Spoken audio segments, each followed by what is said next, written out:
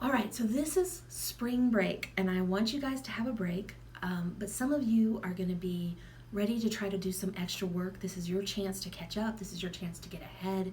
And I want you to be aware of the final project and everything involved with that. Now, if you're watching this on the Monday starting spring break, you need to remember to turn in your Module 8 assignment, the midterm summaries and the evaluation of your progress. Okay, get those turned in. You don't have extra time on that. I mean, you can turn them in late. You can use spring break to get them done and turn them in late, and you'll get 10% off, but that's not a whole lot.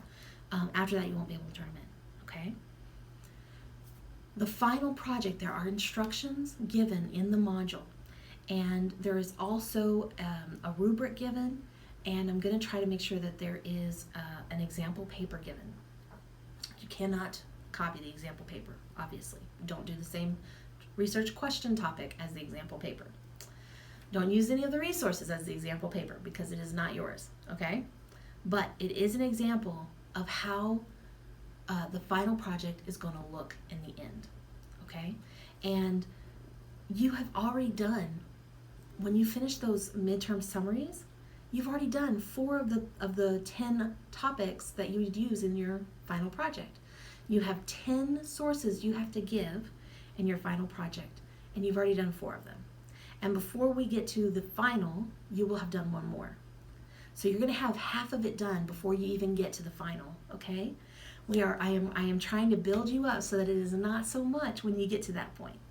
I don't want you freaking out on me, but I'm telling you about it now so you can keep working on it and so you can keep having ideas so it doesn't have to overwhelm you. You've already done 2 books. You've already done 2 journal articles. You're going to do a website article so you'll know what that looks like. And then you'll have 5 more you're going to need to do for your final project. All it is a citation and a summary. A citation and a summary. That's it. That's all you're doing. The summary is 1 paragraph long, and at the end of the paragraph, you include a sentence telling me how that resource helps to answer the research question. Okay? Be specific.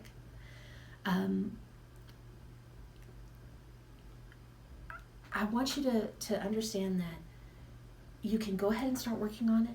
Later, before the finals actually due, there's going to be the week before, you're going to have a chance to turn it in.